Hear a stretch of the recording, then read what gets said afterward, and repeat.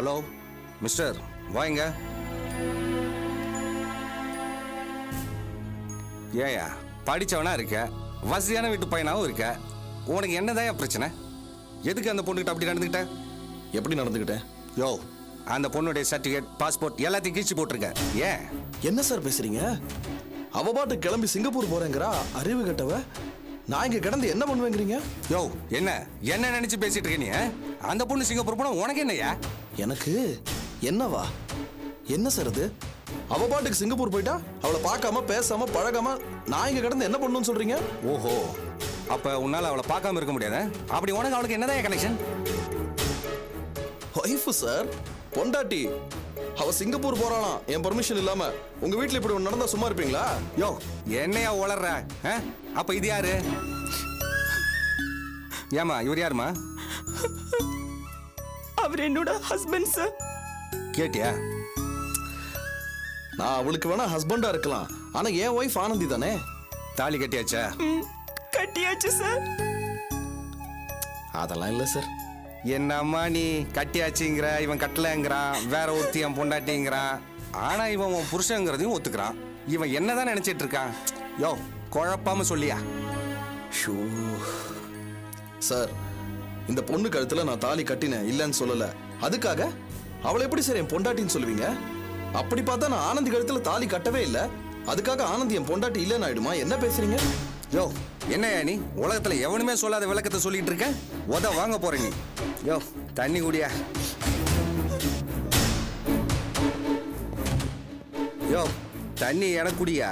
இந்த பயலோட கத்தனதுல எனக்கு தான் தலை சுத்துது.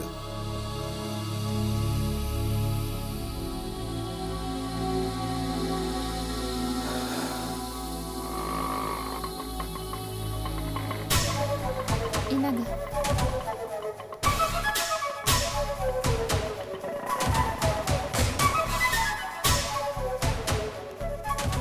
வணக்கம் வாங்க. சார். இவங்க என் அக்கா. வணக்கம் சார். வணக்கம்மா. என்னம்மா இவன் இவ்வளோ பெரிய லூஸா இருக்கான்? இவனை மாதிரி ஒரு கிராக்கு பயல என் லைஃப்லேயே பார்த்தது கிடையாது.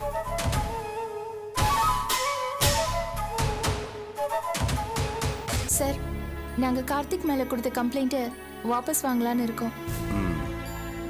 ஆனா இனிமே அவரு என் தங்கச்சி வாழ்க்கையில எந்த பிரச்சனையும் பண்ணக்கூடாது. எங்க கிட்ட அந்த உறுதி கொடுக்கணும். அதாவது உங்க முன்னாடி எழுதி கொடுக்கணும். அப்படியா? ரொம்ப நல்லதா போச்சு. எனக்கும் தொல்லை விட்டுச்சு. இவனை எப்படி டீல் பண்ண போறேன்னு ரொம்ப கன்ஃபியூஸா இருந்தேன். யோ, அவனை வெளியே ஓடியா.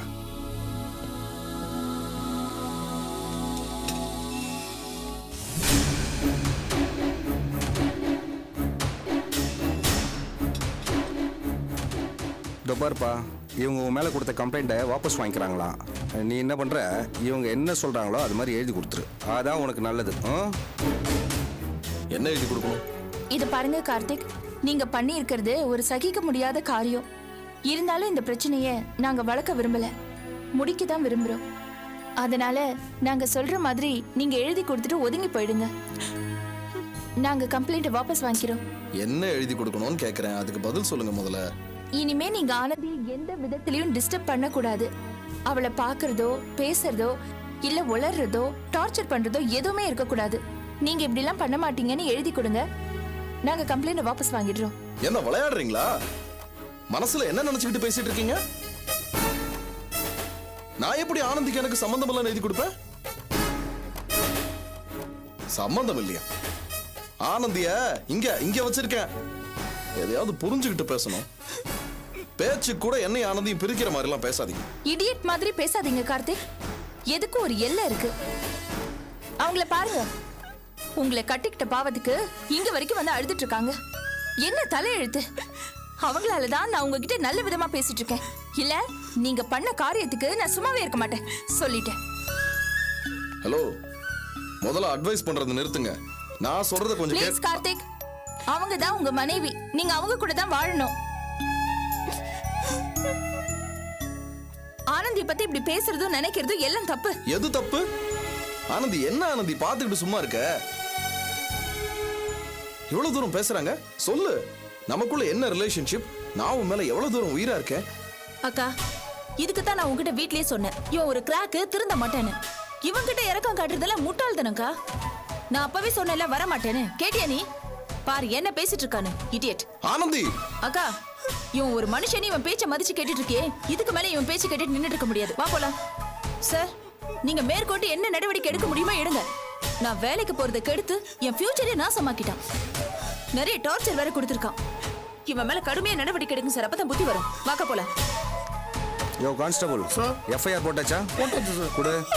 அவர் தெரியாம நடந்துட்டார் சார். அவர் புத்தி அவர்கிட்ட இல்ல சார். தயவு செய்து அவர் மன்னிச்சு என்னால எதுவும் பண்ண முடியாதும்மா. நீ பார்த்தல்ல அவன் என்னென்ன பண்ணிட்டு இருந்தான்னு. அவங்க சொன்னபடி எழுதி கொடுத்தா கம்ப்ளைண்ட் வாபஸ் வாங்கிக்கிறோம்னு சொன்னாங்கல்ல. கேட்டேன் அவன் புருஷன். இவனை செல்ல வச்சுட்டு நான் என்ன பண்றது? இப்போ பாருமா, நான் அவனை கோர்ட்ல ப்ரொடியூஸ் பண்ண போறேன். நீ அங்க வந்து ஆக வேண்டியதை பாத்துக்கோ. என்ன சும்மா தொந்தரவு பண்ணிட்டு இருக்காத. யோ அவனை கூட்டு வாயா. வரமாட்டேன் நான் சொன்னேன். யோ வாங்கயா. யோ அவனை பின்னாடி உட்கார வைங்க. வண்டியில ஏறணும், வரணும். கான்ஸ்டபிள் கூட்டு போய் அவனை. யோ போயா.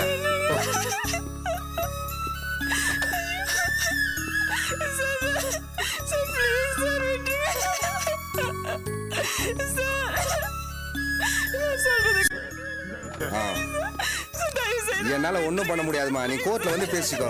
யோ வண்டி அடியா.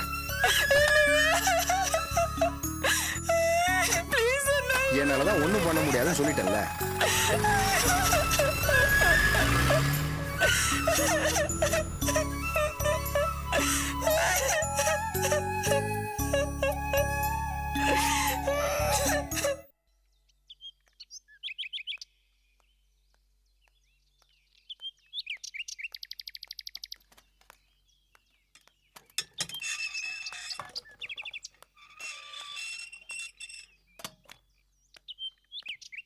ஐயோ காயெல்லாம் ஒரே பழசா இருக்கே. இல்லம்மா, ஃப்ரெஷ்ஷான காய்கறி தான்மா. சரி சரி 3 கிலோ உருளைக்கிழங்கு போடுங்க.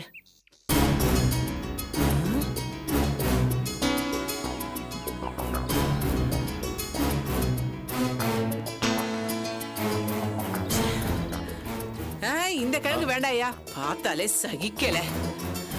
சே எங்க போனாலும் எரிச்சலா இருக்கு. போற பக்கமெல்லாம் சனிய வந்துகிட்டே இருக்கு. என்னம்மா சொல்றீங்க? ஐயோ இந்த வெயில சொன்னேன்ப்பா. ஏன்பா எக்ஸ்ட்ரா பணம் வேணா ஒரு 1000மோ 2000மோ கொடுத்துறேன். இதான் என் வீடு. வீட்லயே டெய்லி கொண்டு வந்து காய்கறி கொடுத்துரு. தாராளமா கொண்டு வந்து கொடுக்குறேம்மா. ஏன்னா நம்ம லெவலுக்கு வீதிக்கு வந்து காய்கறி வாங்குறது ரொம்ப தொந்தரவா இருக்கு. அதுவும் இல்லாம தெருவுல வந்தா கண்ட நாய்ங்க மூஞ்சில எல்லாம் முழிக்க வேண்டியிருக்கு. இத பாருடி, இதோட நிறுத்திக்க. இதுக்கு மேல ஜாட மாடியா பேசுனேன்னு வெச்சுக்க. ஏய் யார் இப்ப ஜாட பேசினா? நான் என்னமோ ஒன்ன சொன்ன மாதிரி உனக்கே கோவம் வருது? ஆமாண்டி, நீ என்ன ஜாடையா நாயின்னு சொல்லுவ. நான் கேட்டுக்கிட்டு சும்மா இருக்கணுமா? இந்த மரியாதையை தான் கொடுக்க முடியும். நான் என்ன நரி நான் சொல்ல முடியும்? என்னடி சொன்ன? ஒன்ன மா தயவு செஞ்சு கொஞ்சம் சும்மா இருக்கியா? சாரிங்க, நீங்க போங்க. டேய் என்னடா? அம்மா கொஞ்ச நேரம் கம்முன்னு இருமா. என்னடா ஆச்சு உனக்கு? என்னம்மா வர வர நீ யார்கிட்ட என்ன பேசணும்னே தெரியல. வாய் மூடிட்டு சும்மா இரு. இத பாருங்க, மனசுல எதையும் வச்சுக்காதீங்க. நீங்க போங்க. அந்த மரியாதை இருக்கட்டும். யார்கிட்ட எப்படி பேசுறதுன்னு உன் ஆத்தா கிட்ட சொல்லி வை. சரிங்க. இங்க பாருப்பா காய்கறிக்காரரே, நான் உள்ள போய் வேலைக்காரி கிட்ட காசு கொடுத்து அனுப்புறேன். சரிங்கம்மா. டேய் என்னடா ஆச்சு உனக்கு? மடையா கிறுக்கு பிடிச்சிருக்கா? அவ அப்படி பேசுறா, நீ என்ன அடக்குற? இது எல்லாத்துக்கும் ஒரு காரணம் இருக்குமா. என்னடா பெரிய காரணம்? வெங்காய காரணம்? அம்மா அவங்க பழைய மாதிரி இல்ல, இப்ப பெரிய பணக்காரங்க. இருக்கட்டும்டா, அவ பணக்காரியான எனக்கு என்ன? அவ என்ன திட்டுறதா? என்னடா பேசுற நீ? அது வந்து வேற சில மேட்டர்லாம் இருக்குமா. என்னடா பெரிய மேட்ரு? இப்ப சொல்லு. என்ன அடங்கி போன்னு சொல்ற அளவுக்கு அப்படி என்னடா பெரிய மேட்ரு? அம்மா நான் வித்யாவை கல்யாணம் பண்ணிக்கலாம்னு இருக்கம்மா. டேய் என்னடா சொல்ற? அந்த கூறுகிட்ட குரங்கையா கல்யாணம் பண்ணிக்கிறேங்கற? அம்மா அவ முன்ன பின்ன எப்படி இருந்தா என்னம்மா, இப்ப அவ பணக்காரி. எக்கச்சக்கமா பணம் வந்துருச்சு. பேசாம வித்யாவை கல்யாணம் பண்ணிக்கிட்டா நம்ம லைஃப்ல செட்டில் ஆயிடலாமா. அடப்பாவி. அம்மா இவங்க எப்படி பணக்காரங்க ஆனாங்கன்னு உனக்கு தெரியுமா? இதே ஃபார்முலா தான். ஒரு வசதியான பொண்ணை மருமகளாக்கிக்கிட்டாங்க. Matter over. ஏண்டா என்னன்னு சொல்றியே, சரியா வருமாடா? எல்லாம் கரெக்டா வரும். அப்புறமா சொல்றேன். முதல்ல காய்கறியை வாங்கு. சரிடா, இந்தப்பா தக்காளி ஒரு 1/4 கிலோ போடு. அந்த கீழ் வீட்டுக்காரி இங்க வந்துட்டாளே, அவளுக்கு வசதி வந்துருச்சா என்ன?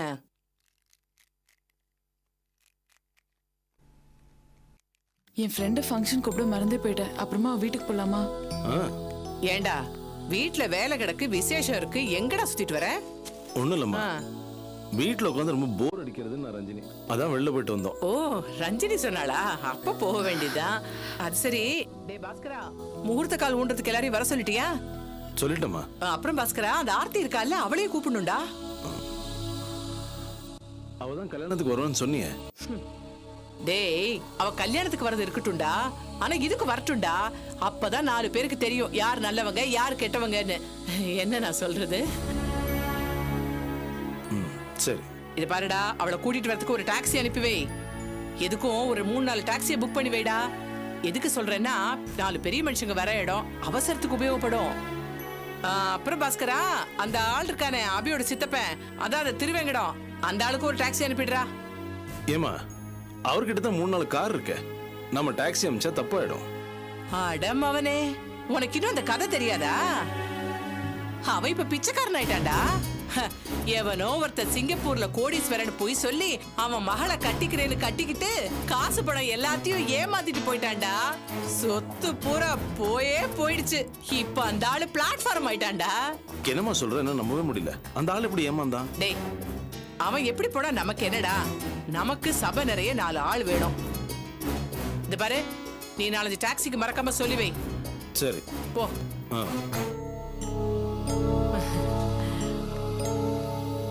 எங்க போய் தொலைஞ்சாரு இந்த மனுஷன்? என்னங்க என்னங்க காணுமே. என்னங்க என்ன ஏயா, உனக்கு அந்த பழைய தரித்திர புத்தி போகவே போகாதா? என்ன சொல்ற? சொரக்காய்க்கு உப்பு இல்லன்னு சொல்றேன். ஏயா, இந்த வீட்டுலதான் அம்சமா சோஃபாலாம் இருக்கு. எதுக்குயா இந்த ஓட்டச்சாரு? இத மெனக்கெட்டு அங்கேந்து தூக்கிட்டு வந்து அதுல என்னமோ பெரிய விக்ரமாதித்த சிம்மாசனத்துல உட்கார்ந்து இருக்கிற மாதிரி போஸ் கொடுக்கற. அலமேலு, எனக்கு பழச மறக்கிற குணமும் இல்ல, புதுச கண்டதும் ஆளா பறக்கிற புத்தியும் இல்ல.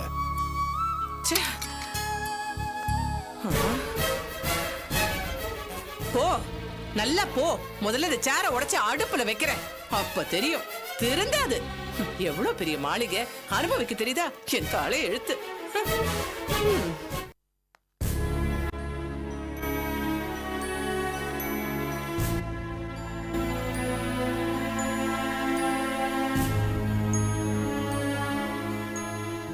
ஆனந்தி, போகும்போது 2 பேரும் போனீங்க, இப்ப நீ மட்டும் வர. அக்கா எங்க? 2 பேரும் ஒன்னாதான் வந்தோம். வர வழியில அக்காக்கு ஏதோ வேலை இருக்கு, நீ முதல்ல வீட்டுக்கு போன்னு சொல்லிச்சு. அதான் நான் வந்துட்டேன். போலீஸ் ஸ்டேஷனுக்கு போனீங்களே, என்னாச்சு? அதையேமா கேக்குற? இனிமே என் விஷயத்துல தலையிட மாட்டேன்னு எழுதி கூட அந்த கார்த்திக் கிட்ட கேட்டோம். அதுக்கு அவன் என்ன சொன்னா? முடியாதுன்னு சொல்லிட்டான். அது மட்டும் இல்ல, அவன் ரொம்ப அதிகமா உளர ஆரம்பிச்சிட்டான். அக்காவும் எவ்வளவு சொல்லி பார்த்துச்சு, அவன் திரும்ப திரும்ப ஒரே விஷயத்தை தான் சொல்லிட்டு இருக்கான். நான் இன்ஸ்பெக்டர் கிட்ட ஸ்ட்ராங்கா சொல்லிட்டேன், நான் அந்த கம்ப்ளைண்ட்டை வாபஸ் வாங்க மாட்டேன், நீங்க என்ன ஆக்ஷன் வேணாலும் எடுத்துக்கோங்கன்னு.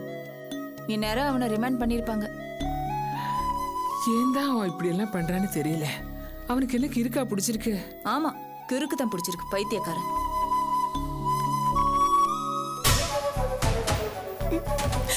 ஏங்க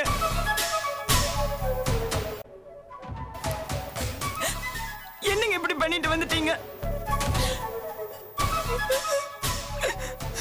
நீங்க எதுக்காக இப்ப இங்க வந்தீங்க? ஆனந்தி, நீங்களும் ஒரு பொண்ணு தானே, இப்படி பண்ணலாமா? ஏம்மா, உன் புருஷன் என்ன பண்ணிருக்கான்னு உனக்கு தெரியும் இல்ல? ஏங்க, அவதான் ஏதோ புத்தி கேட்டு போய் பண்ணிட்டாரு, அதுக்காக இப்படி நீங்க தண்டனை கொடுக்கலாமா? இது பாருங்க, இத்தனை நாள் என்ன நடந்ததுன்னு உங்களுக்கு தெரியும்ல. அதனால என்ன எவ்வளவு தொந்தரவு பண்ணிருக்கா? என் போட்டோ உங்க பெட்ரூம்ல மாட்டி வைஃப்னு சொன்னால, அதெல்லாம் மறந்து போச்சா?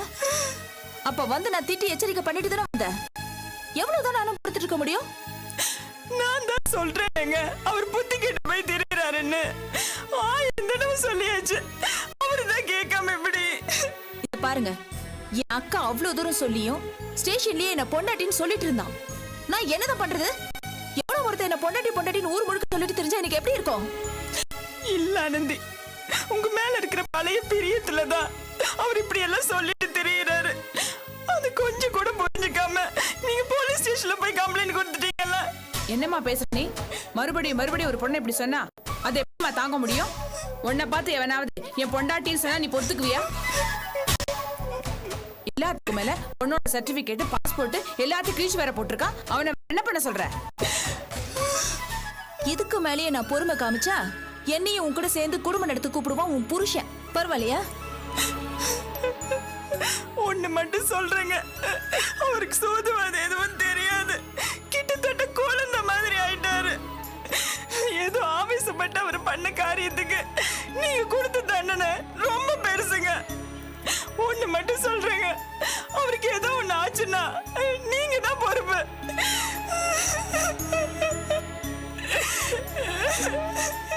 ரம்யா, இங்க வந்து ஏன் அழுதுட்டு இருக்கீங்க? இவங்க எல்லாம் தன்னை பத்தி ரொம்ப பெருசா நினைச்சிட்டு இருக்காங்க. அதான் அப்படி எல்லாம் பண்றாங்க. எல்லாம் நான் பாத்துக்கிறேன், வாங்க. எவ்வளவோ சொல்லி பார்க்கிறேன், அவங்க கேட்க மாட்டேங்கிறாங்க. நான் கூட தான் சொல்லி பார்த்தேன், கேட்கலையே. ஏன்டா கேட்காம போயிட்டோன்னு நாளைக்கு இவங்களே வருத்தப்படுவாங்க. கூண்ட நிக்க வச்சு கேள்வி கேட்பேன்ல, அப்ப தெரியும் உண்மையான தப்பு யார் மேல யாருக்கு தண்டனை கிடைக்க போகுதுன்னு. எல்லாம் கோர்ட்ல பாத்துக்கலாம். இவங்க கிட்ட போய் கெஞ்சிட்டு இருக்கீங்களே, இவங்களே வந்து நம்மள கெஞ்சுற மாதிரி செய்யற. வாங்க வாங்க ரம்யா, வாங்க.